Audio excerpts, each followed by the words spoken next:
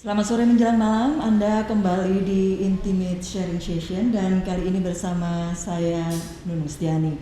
MG Listener, media sosial hari ini diramaikan dengan kabar ada 105 kabupaten di 30 provinsi di Indonesia kembali menunjukkan tren kenaikan angka kasus COVID-19. Agak menyedihkan memang ya. Mobilitas masyarakat yang masif sepertinya masih menjadi tantangan tersendiri bagi penanganan COVID di Indonesia. Meskipun vaksinasi sudah diselenggarakan di hampir seluruh wilayah di Indonesia, ternyata kita sama sekali tidak boleh lengah. Dan MG Listener, ketika angka laju COVID mulai melandai, aktivitas masyarakat memang sekarang mulai dilonggarkan. Tetapi di lain pihak, angka percepatan vaksinasi kemudian dijadikan salah satu ukuran juga untuk naik turunnya level kondisi COVID di satu daerah. Bicara soal percepatan vaksinasi COVID-19 dan penanganan COVID-19 di Indonesia, sosok satu ini tentu sudah tidak asing bagi kita. Bagi masyarakat Indonesia tentunya, MG Listeners tentunya juga, apalagi yang sering buka YouTube, sering nonton TV, dengarkan radio, baca-baca, pasti sudah sangat kenal dengan sosok satu ini. Dia adalah Dr. Siti Nadia Tarmizi, juru bicara vaksinasi COVID-19 Kemenkes, sekaligus juga adalah Direktur Pencegahan dan Pengendalian Penyakit Menular dari Kemenkes. Menjadi lekat buat kita sosok satu ini karena banyak sekali muncul di berbagai media. Karena beliau juga sigap siaga 24 jam, 7 hari seminggu memberikan informasi agar percepatan dan target vaksinasi COVID-19 tercapai. Mari kita langsung sapa saja Dr. Nadia. Dr. Nadia, dokter, apa kabar? Baik, Mbak Nunung, Iya. para MG listeners. Iya, ini wawancara keberapa hari ini, Dok?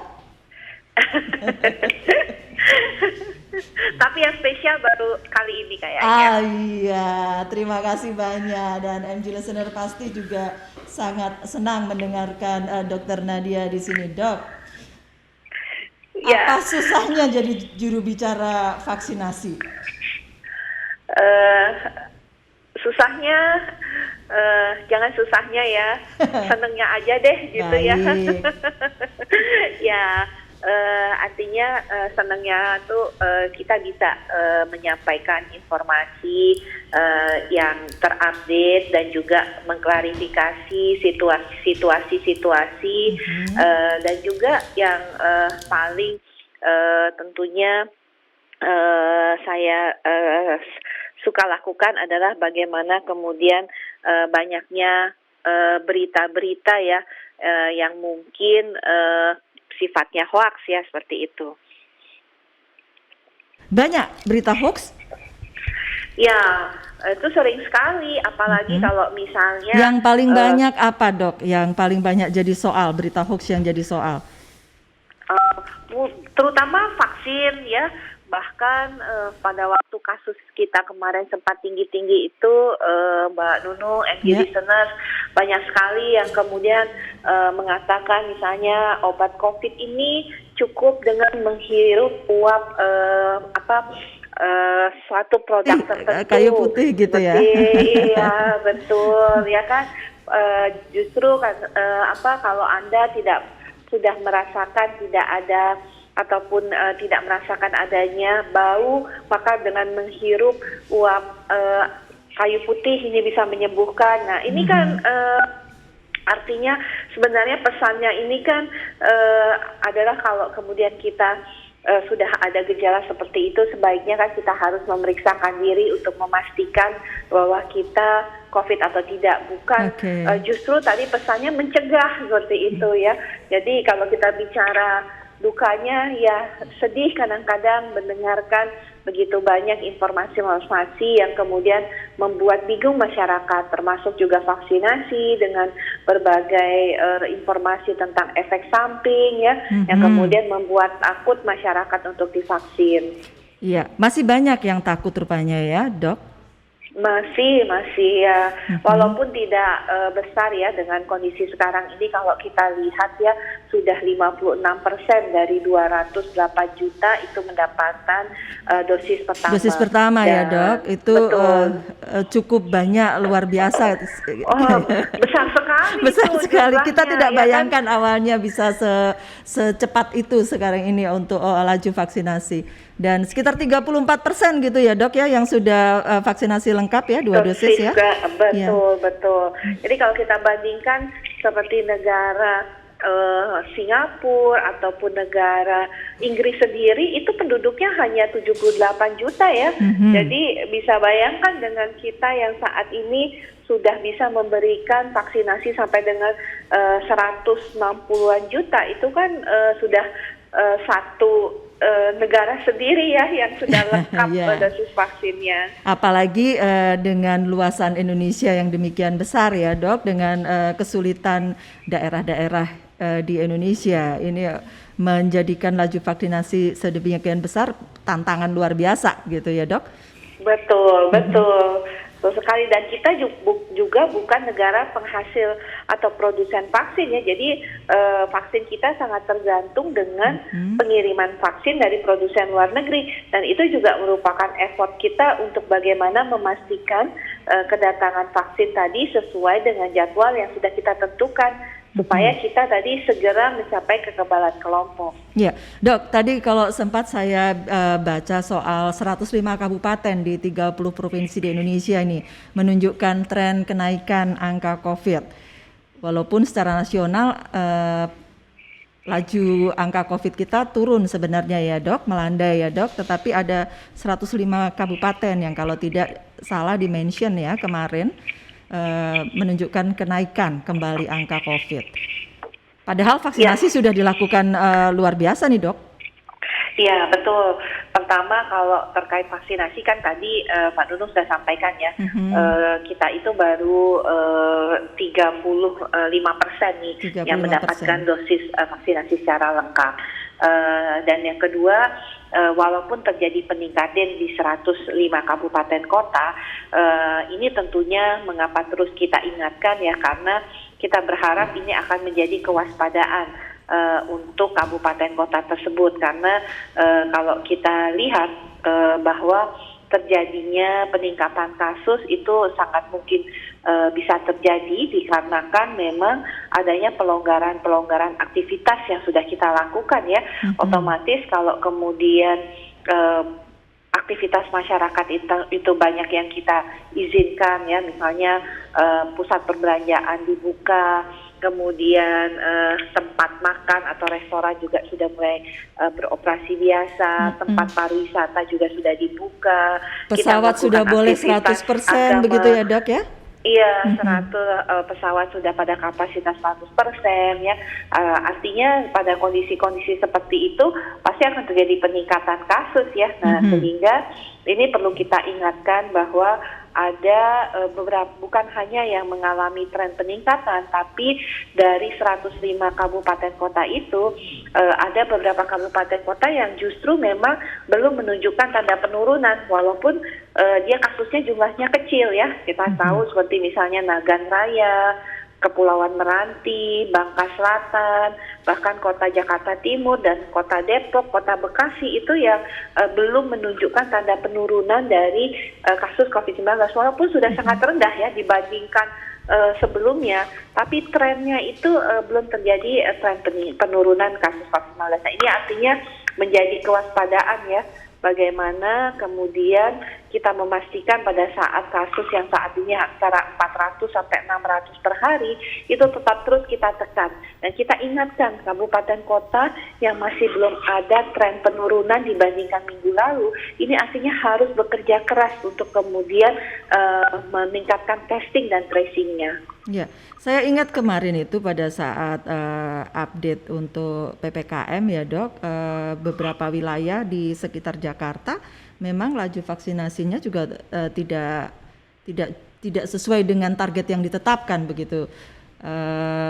Kabupaten Bogor misalnya, kemudian Kabupaten Tangerang kalau tidak salah, betul dok? Apakah seberapa sulit sebenarnya untuk meningkatkan persentase vaksinasi untuk dua wilayah itu dok? Ya, ada beberapa daerah yang memang kecepatan vaksinasinya kita harapkan kan sudah meningkat sesuai dengan target ya. Tapi kemarin pencapaian 70% di kabupaten kota aglomerasi itu belum tercapai seluruhnya.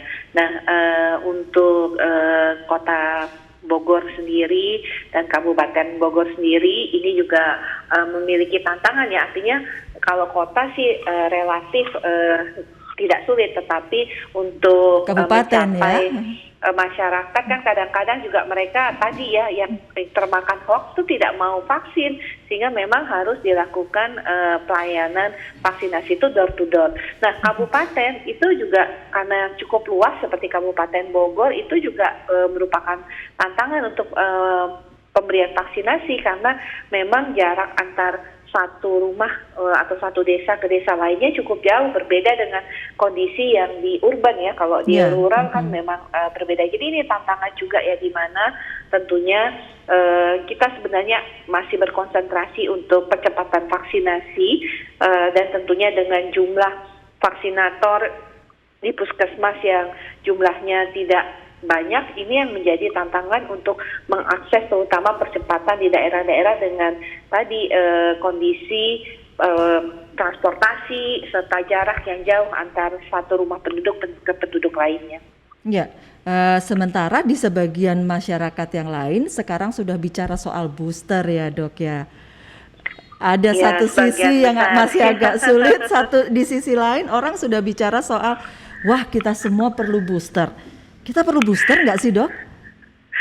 Ya, jadi satu yang harus dipahami karena baru 50% ya dari masyarakat kita nih yang mendapatkan vaksinasi. Jadi untuk kita bisa pada kondisi yang saat ini sudah baik sekali dan bahkan terus upaya kita ini kan adalah menekan si virus tadi. Walaupun kita jaga jangan sampai lebih dari 2.700 kasus konfirmasi positif per hari, tapi sekarang dengan jumlah antara 400 sampai 600 ini terus kita tekan jumlah konfirmasi kasus positif ini. Dengan apa? Dengan memutuskan rantai penularan, dengan menemukan kasus positif secepat mungkin. Jadi kita tidak memberi kesempatan si virus tadi menyebar luas di dalam masyarakat. Nah, tentunya ini yang kita harapkan, dan yang paling penting untuk kemudian kita keluar dari pandemi ini, bahwa orang yang mendapatkan vaksinasi ini harus seluas-luasnya dan sebanyak-banyaknya untuk mendapatkan kekebalan kelompok tadi. Nah, kalau kemudian baru 50% yang mendapatkan dosis 1 dan 35% yang mendapatkan dosis kedua, ini tidak cukup untuk kemudian kita keluar dari situasi pandemi COVID-19. Kita bisa lihat Inggris, Amerika yang saat ini cakupan vaksinasi dosis keduanya saja sudah hampir mencapai 70%. Begitu diserang dengan varian daripada varian Delta yaitu AY4.2, terjadi juga peningkatan kasus yang cukup signifikan. Oke, ya kita akan mengejar kemungkinan booster untuk kelompok rentan di tahun depan Dok, jadi? Ya, jadi dalam skenario yang sudah disiapkan pemerintah, kemungkinan penambahan dosis ketiga ini sudah kita siapkan ya skenarionya. Terutama adalah untuk kelompok rentan. Dalam hal ini tentunya yang sudah kita siapkan itu untuk menerima vaksinasi secara gratis itu adalah anak yang berusia di atas atau menjadi 12 tahun di tahun 2022 dan penerima bantuan iuran. Nah, sisanya itu akan bisa mendapatkan akses vaksinasi dosis ketiga dengan cara mandiri. Jadi pemerintah sudah menyiapkan skema setidaknya siapa yang akan mendapatkan secara gratis ataupun melalui program pemerintah. Jadi, siapa yang mandiri. Oke, kita boleh bicara soal itu selepas jeda berikut ya Dok ya? Baik. Ya, MJ Listeners, kita akan kembali sesaat lagi untuk Anda di Intimate Sharing Session. Masih juga terhubung dengan Dr. Siti Nadia Tarmizi. Dok, masih bersama saya Dok? Masih, Mbak Nono, tambah semangat nih. Bertambah semangat. Oke Dok, kita tadi bicara soal dosis ketiga. Kira-kira yang disiapkan, kalau boleh saya bilang gratis cuma-cuma oleh pemerintah, berapa untuk kelompok rentan ini Dok?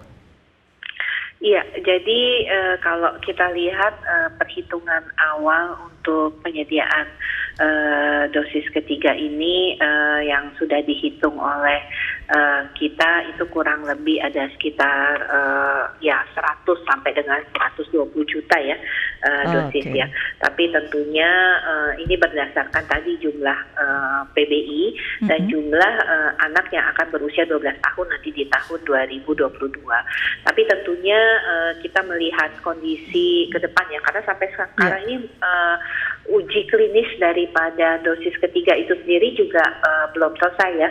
Banyak memang laporan-laporan yang sifatnya sementara, tetapi rekomendasi khusus itu belum ada yang betul-betul dikeluarkan.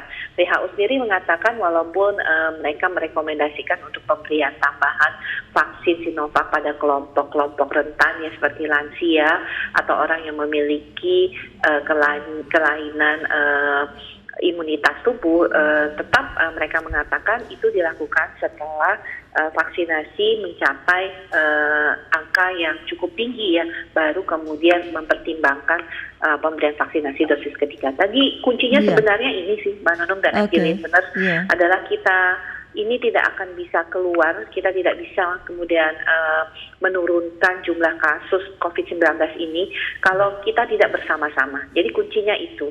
Dan bersama-sama ini adalah termasuk dengan membentuk kekebalan komunal gitu ya. Atau betul, ya. Jadi vaksin kita harus bersama-sama, menjaga jarak, protokol kesehatan juga harus bersama-sama gitu ya Dok ya. Ini tanggung jawab bersama intinya begitu ya.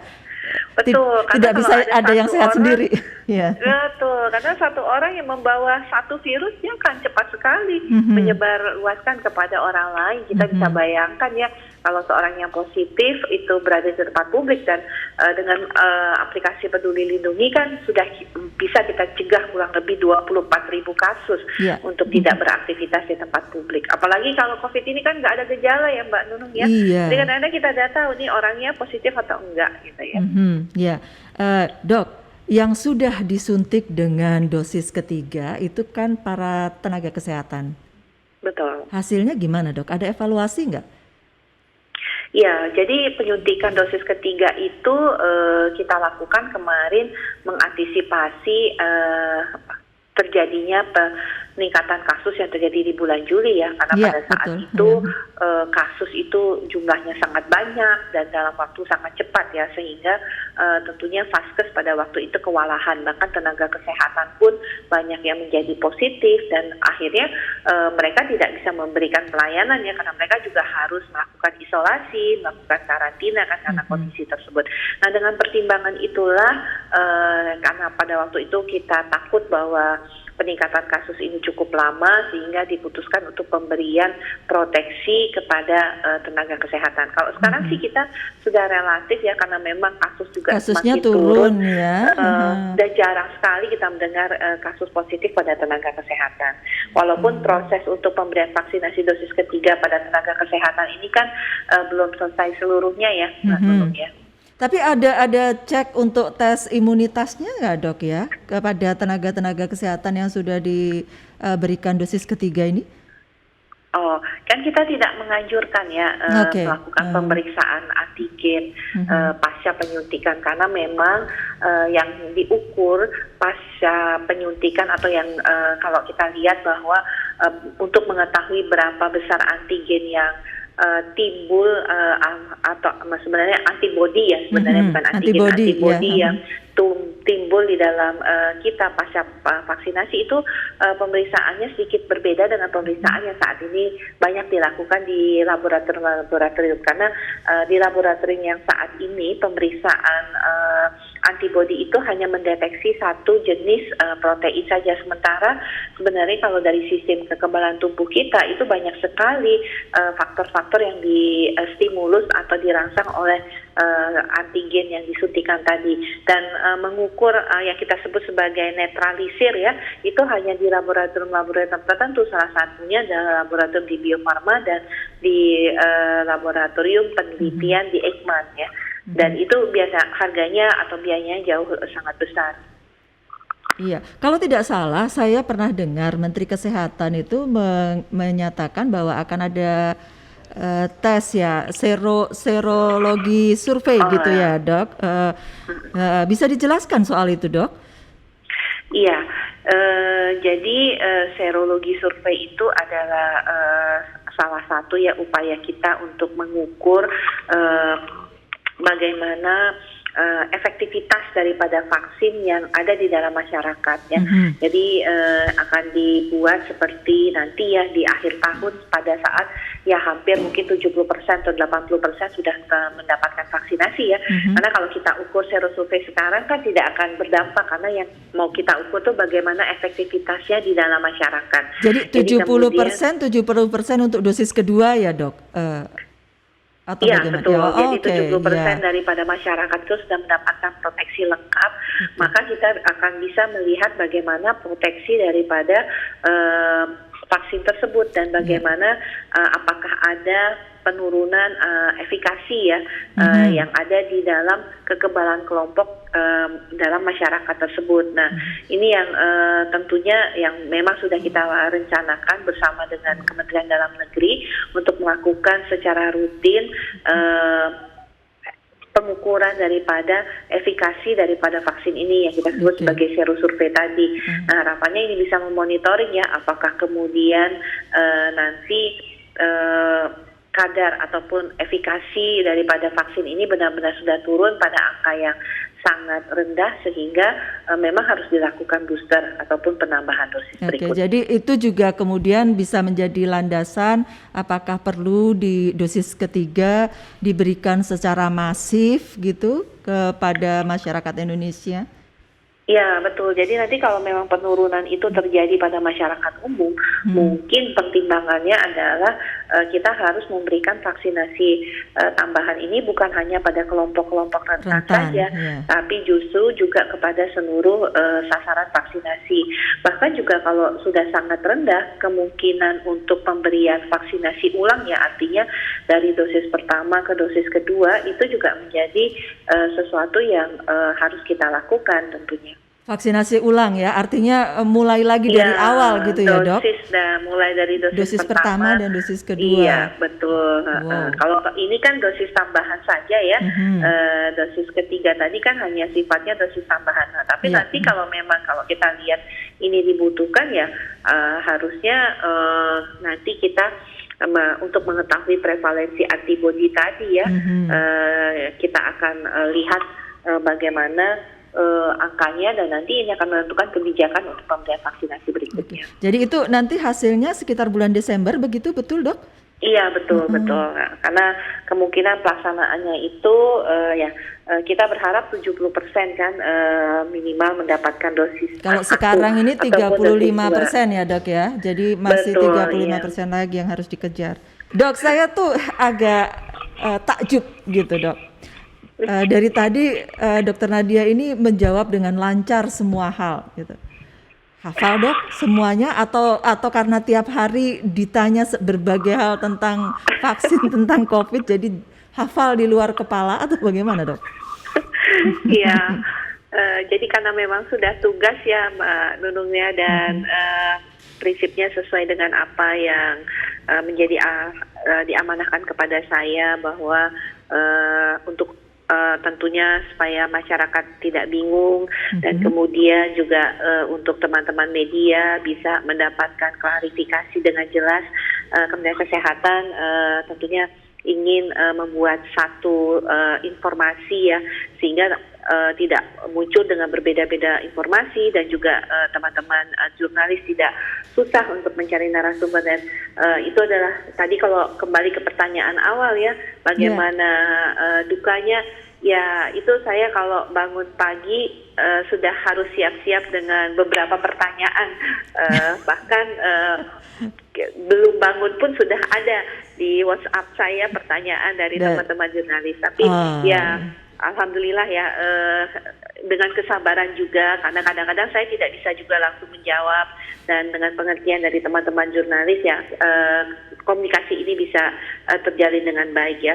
Satu hari itu saya biasa menerima pertanyaan itu antara 60 sampai dengan 80, apalagi kemarin waktu kasus sedang tinggi itu bisa di atas 100-an tuh Mbak Nunung. Jadi bisa bayangkan, karena kalau sudah capek saya bilang telepon aja deh seperti itu ya, karena kemudian cukup banyak, dan biasanya kemudian akan terpotong misalnya dengan wawancara-wawancara secara live seperti ini ya. Jadi memang saya selalu sampaikan untuk teman-teman jurnalis untuk bersabar, dan setiap hari saya harus mengupdate dengan berbagai informasi ya. Ada informasi-informasi rutin yang memang sudah saya siapkan, tapi kadang-kadang justru saya banyak mendapatkan informasi itu juga dari teman-teman jurnalis ya, yang kemudian saya konfirmasi ke unit yang terkait, yang kemudian bisa menjadi informasi penjelasan terkait isu tersebut. Iya, makanya tadi pertanyaan saya pertama adalah sudah wawancara yang keberapa gitu dalam sehari. Saya tidak bisa bayangkan harus menjaga emosi dengan dari pagi sampai malam harus wawancara. Yang penting kita bagaimana sama-sama kembali bisa keluar dari pandemi, itu kuncinya. Oke. Tapi lelah ya setiap hari karena tidak ada libur. Betul-betul tidak ada libur, Dok? Ya, saya pikir tadi awalnya teman-teman itu kalau Sabtu Minggu tidak menuliskan informasi tentang COVID ataupun tentang vaksinasi ya. Dok, tapi ternyata TV jalan terus, radio jalan terus. Iya, betul. Dan saya pikir juga kalau Sabtu Minggu media televisi, media radio itu tidak juga seperti kayak listeners ini kan memberikan lagu-lagu yang nyaman gitu ya. Tapi ternyata tetap aja ada selipan-selipan informasi. Tapi sebenarnya tantangan yang terberat adalah kalau untuk radio, kalau kita ada perbedaan ya, karena saya juga kemudian ada radio-radio yang daerah timur yang mereka biasanya juga mulainya jauh lebih pagi ya. Kalau jam 6 di sana, di kita ini jam 4 pagi harus bangun untuk siap begitu. Iya, tapi saya tidak bayangkan bagaimana kemudian membagi waktunya antara melayani menjawab pertanyaan, melayani wawancara, kemudian belajar juga dan menghafal mungkin ya Dok untuk info-info baru dan aturan-aturan baru mungkin. Selain itu juga masih ada tanggung jawab keluarga barangkali ya Dok, itu yang harus dibagi-bagi. Bagaimana caranya Dok? Ya, alhamdulillah itu mengalir ya begitu saja.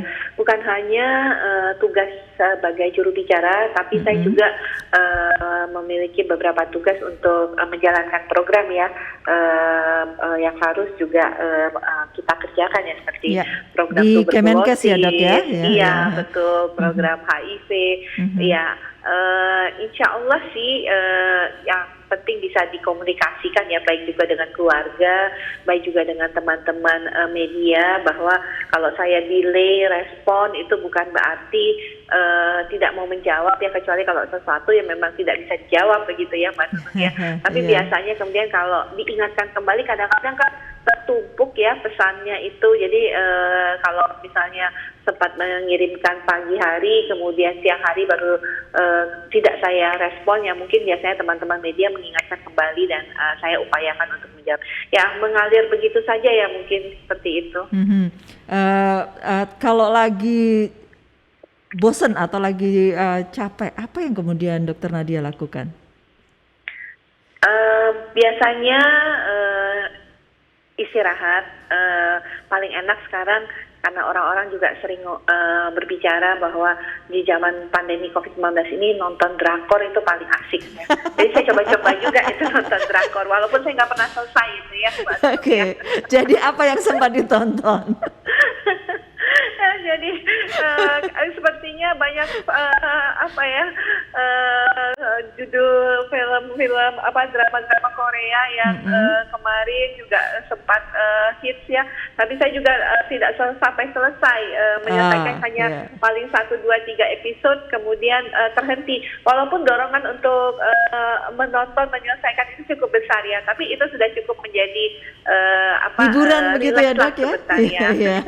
Paling tidak di antara kalau sudah penat gitu kan ya bisa segar lagi mungkin ya nonton drakor ya. Sebenarnya pagi hari kan saya upayakan ya untuk terutama Sabtu Minggu untuk kemudian bisa lari pagi atau jalan pagi gitu. Kadang-kadang juga kalau kita setelah lari pagi sih biasanya ya sekitar perumahan saya bisa sambil nyambi lah untuk wawancara radio, itu juga bisa sambil kita lakukan, tapi tidak sedang lagi lari ya, artinya lagi pas istirahat. Jadi ya tetap itu saya lakukan ya.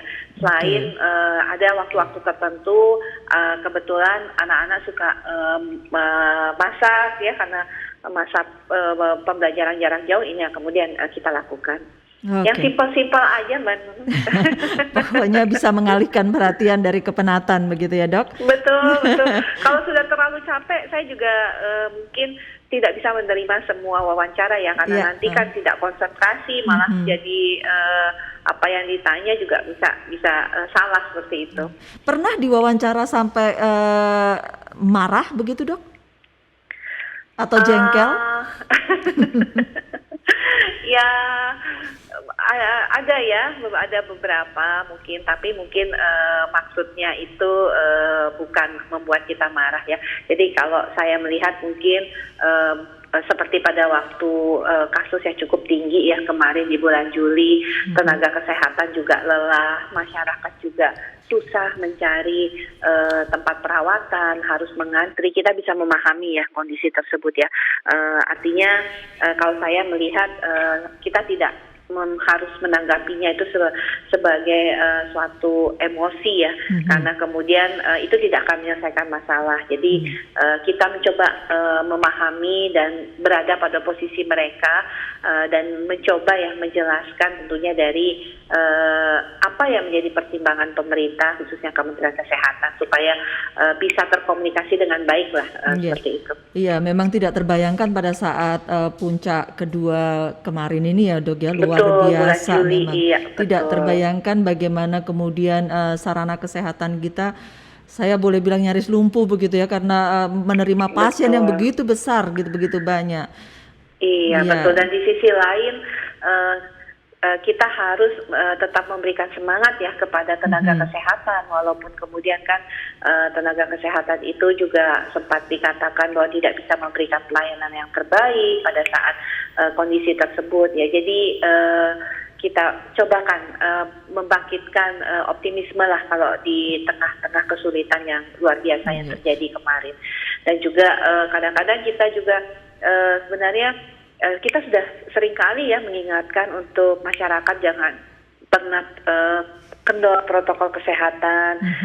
Kalau dilarang mudik jangan mudik ya kan. Kalau kemudian pengetatan mudik itu juga dipatuhi. Tapi kan kadang-kadang masih banyak juga ya pelanggaran-pelanggarannya. Tapi inilah yang sebenarnya kemarin kan micu peningkatan kasus di bulan Juli tadi. Dan tapi ya memang itu sudah tugas kita bersama ya, mungkin Mbak Nunung dan juga melalui para MG listeners ini untuk kita mari belajar dengan apa yang terjadi di bulan Juli untuk kita bisa cegah kejadian tersebut terulang kembali. Pandemi belum selesai begitu ya, Dok?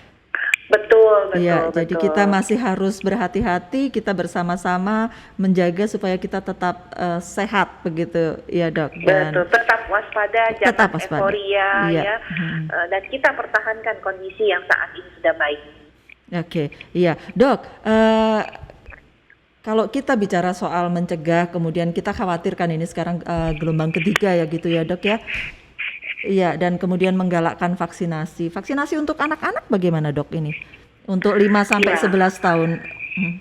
Ya, kalau kita bicara vaksinasi untuk anak-anak di bawah 12 tahun ya, sampai saat ini memang sudah ada beberapa studi ya yang menyebutkan bahwa ada dampak positif, manfaat yang cukup baik kalau terkait vaksinasi ini diberikan pada anak usia di bawah 12 tahun. Ya, kita tahu salah satu studinya dari Johnson & Johnson sendiri bahwa dan Pfizer sendiri itu dengan pemberian dosis setengah dari dosis yang saat ini kita berikan kepada remaja itu juga sudah cukup memberikan proteksi ya pada anak usia usia 3 sampai 5 tahun. Iya. Nah, tapi karena memang vaksinasi ini belum uji klinisnya selesai, maka mungkin kita tunggu dulu ya sampai bagaimana perkembangan lebih lanjut. Sebenarnya ITAGI dan Badan POM sendiri pada waktu pemberian izin penggunaan darurat untuk anak usia 12 sampai 17 tahun itu sudah mulai mengkaji mengenai data-data uji klinis yang disampaikan oleh Sinovac pada usia di atas 3 tahun. Tapi ternyata belum cukup ya data-data tersebut. Bahkan data ke Pfizer sendiri dikatakan oleh Badan POM Amerika itu data terkait kejadian adanya radang pada selaput jantung dan otot jantung itu dikatakan masih kurang cukup ya dari sampel subjek yang sudah ada. Nah, jadi mungkin hal-hal ini yang menjadi perhatian kita. Tapi kalau kita melihat juga bagaimana misalnya vaksinasi pada anak usia kurang dari 12 tahun itu yang dilakukan di Uni Arab ya, Uni Emirat Arab, ya. Arab, kemudian di Chile, bahkan di Kamboja sendiri, bahkan di Cina itu rata-rata vaksinasi pada sasaran awalnya atau di atas usia 12 tahun itu sudah mencapai lebih dari 60% untuk dosis keduanya. Jadi memang menjadi penting ya bahwa vaksinasi ini harus kita selesaikan dulu sesuai dengan target awal yaitu usia di atas 12 tahun tadi. Oke, Dok, karena bagaimanapun juga kan ini semua orang tua terutama berpikir ketika pembelajaran tatap muka dimulai, anak-anak dibiarkan ke sekolah, kemudian beberapa tempat bermain dibuka, tempat wisata dibuka, yang terpikir adalah bagaimana juga memproteksi anak, begitu kan Dok ya? Jadi betul. Vaksin apa yang kemudian menjadi pertimbangan Dok untuk anak-anak kecil ini? Kalau sampai saat ini ada vaksin Sinovac, Sinovac dan Pfizer ya yang sudah artinya hampir banyak digunakan di berbagai negara dan juga sudah hampir menyelesaikan uji klinis tahap ketiganya. Nah, sedikit mungkin Mbak Nunung dan MG listeners ya mengenai bagaimana hasil evaluasi kita terhadap kasus positif COVID pada kondisi pembelajaran tatap muka yang sudah mulai kita lakukan, itu ternyata yang paling banyak kasus positifnya ya, walaupun sampai saat ini belum ada klaster sekolah, tapi dari yang kita dapatkan itu ternyata yang positif itu pada kelompok SMA, SMK sederajat. Jadi justru pada kelompok anak-anak remaja sekolah yang sudah mendapat vaksinasi. Nah, jadi ini kalau kita lihat sepertinya justru pada kelompok remaja ini karena mungkin berbeda ya, kalau di bawah 12 tahun kan mungkin masih betul-betul proteksi orang masih tuanya patuh ya, juga sama orang tua. Iya, betul, dijemput sesuai tepat waktu, diantar tepat waktu, sehingga anak-anak tersebut betul-betul tidak ada kesempatan bergerombol. Nah, ini yang kita lihat bahwa ternyata banyak anak-anak ini umumnya anak SMP, SMA ini kan setelah pulang sekolah mereka rata-rata pulang ke rumah masing-masing ya. Nah, itulah waktu kesempatan mereka sempat untuk berkerumun, mereka sempat berkumpul bersama, dan pada saat ini prokesnya tidak jalan dengan baik. Jadi rasanya ini yang harus kita tetap waspadai ya, walaupun sudah divaksin, prokes itu memegang betul peranan kunci. Jadi kalau kita ingin PTM ini betul-betul berhasil adalah memastikan terutama anak-anak kita yang berusia yang justru sudah mendapatkan vaksin tadi, betul-betul mereka pada saat selesai daripada PTM itu kembali ke rumah, ataupun kalau mau berkumpul dengan teman-temannya mereka menjalankan protokol kesehatan ya. Betul. Apalagi kalau sekarang warung kopi sudah dibuka, kemudian restoran juga sudah dibuka. Jadi mungkin mereka mengambil waktu untuk berkumpul, dan kadang-kadang prokes itu sudah kendor di antara anak-anak ini. Dan ini yang menjadi penting peranan orang tua memastikan anaknya mematuhi prokes tadi. Atau juga mungkin bagaimana menanamkan kesadaran kepada anak-anak remaja ini ya, karena kan anak remaja biasanya sudah tidak diantar jemput itu. Jalan sendiri. Iya, sudah pulang sendiri ya kan. Nah, ini berbeda dengan anak di bawah usia 12 tahun ya, Mbak Nunung ya. Ini yang kita lihat. Jadi ada kecenderungan justru peningkatan kasus COVID-19 itu pada anak-anak remaja yang sudah divaksin. Nah, artinya kemungkinan besar ini adalah kita tahu bahwa resiko penularan itu kan tidak hanya di sekolah ya. Artinya kalau kita lihat justru terjadi karena prokes yang kurang ketat tadi. Ya, Dok, ada satu hal lagi soal vaksinasi ini, Dok. Dulu berapa tahun lalu ya, Dok, yang ketika kita bicara soal vaksinasi gotong royong, Sinopharm, yang dikelola oleh Kadin ya kalau nggak salah ya, Dok. Kadin bersama Bio Farma, ya, Kimia Farma. Dengan Kimia Farma. Kabarnya sekarang gimana ya, Dok? Rasanya tidak terdengar lagi. Apakah kemudian berjalan lancar? Ya, vaksin gotong royong ini memang terakhir kan target vaksinasi untuk pelaksanaan melalui mekanisme vaksinasi gotong royong ini kan rencananya adalah sekitar 20 juta vaksin ya. Tapi kemudian kita hanya bisa mendapatkan atau kemudian Kimia Farma hanya bisa mendapatkan sekitar 15 juta dosis vaksin. Bahkan dari 15 juta itu pun kemudian hanya 7,5 juta vaksin yang betul-betul dikirimkan ya. Nah kalau ya betul, dan dari 7,5 tersebut itu masih berkurang lagi jumlah vaksin yang kita terima. Kalau saya jasa sekitar 5 juta dosis ya. Dan ini sudah disuntikan tentunya kepada perusahaan-perusahaan atau badan usaha, badan hukum yang sudah mendaftar di Kadin ya, mendaftarkan dirinya untuk mendapatkan vaksinasi gotong royong. Tapi memang karena jumlah vaksin ini sangat terbatas ya di pasar global ya, dari kebutuhan 12 miliar vaksin ini kan hanya di tahun 2021 ini pemenuhan kebutuhan itu hanya 8 miliar ya. Sehingga memang ini yang kemudian kalau kita lihat mengapa vaksin gotong royong ini juga tidak bisa mempercepat proses vaksinasi karena memang suplainya tadi. Nah, akhirnya banyak perusahaan yang sudah mendaftarkan lewat mekanisme vaksinasi gotong royong, tapi karena kemudian vaksinnya belum ada dan lebih cepat datangnya vaksin pemerintah, ya akhirnya melalui mekanisme vaksinasi pemerintah. Kan pada prinsipnya selalu kita sampaikan adanya mekanisme vaksinasi gotong royong ini adalah sifatnya suplemen. Sasaran vaksinasi yang mendaftarkan diri pada vaksinasi gotong royong itu tidak kehilangan haknya untuk kemudian mendapatkan vaksinasi program pemerintah. Artinya kalau nanti vaksinasi gotong royong itu tidak ada, mereka masih punya hak untuk mendapatkan vaksinasi di program pemerintah. Iya. Artinya kemudian jangan sampai ada vaksin juga yang terbuang gitu ya, Dok ya, karena ini yang gotong royong dipakai semua, kemudian dapatkan juga vaksin dari pemerintah. Dan yang pasti saat ini sudah kurang lebih 3,5 juta vaksin gotong royong. Oke. Dan semuanya sudah habis, tidak ada yang tersisa, begitukah, Dok?